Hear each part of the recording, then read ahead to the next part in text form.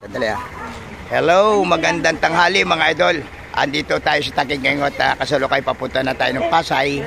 Ay nandito tayo at binigay natin yung scrap na isda. Yung pinag-anuhan galing niya mismo sa kaibigan natin sa Katimar. At binigay natin dito sa mga nag-ano na basura dito mga idol. Oo, mga garbage state. Kaya si Manang, ano Manang masasabi mo dyan Manang? Sa bigyan natin sa iyo. Masarap pa sinigang yan. Tapos yan, pakuluan mo nga, i-adobo mo yan. Salamat. Sige na, pag meron ulit tayong makakuha biyaya. Yung binigay niyo sa akin. Bibigyan ko ulit naman kayo ha, pag meron ulit tayong matanggap, ano? Sige. Sige mama, pag pag may nakuha ulit ako, bibigay ko ulit sa inyo.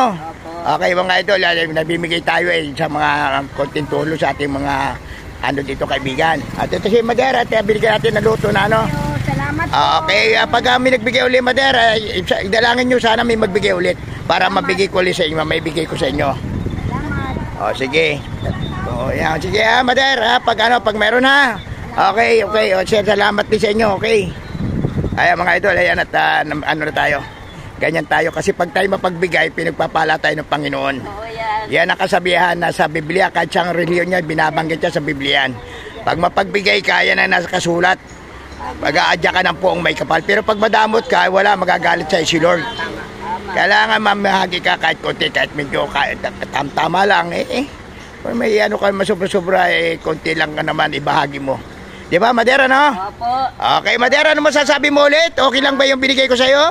Okay lang po. Ayan. Opo, marami pong salamat sa biyayang binigay niyo sa Pasalamat ka sa nagbigay sa Katimar. Yaw ano? Salamat po doon sa ano. Sa Katimar, yung nagbigay ito sa kapo sa akin. Maraming salamat pare. Okay.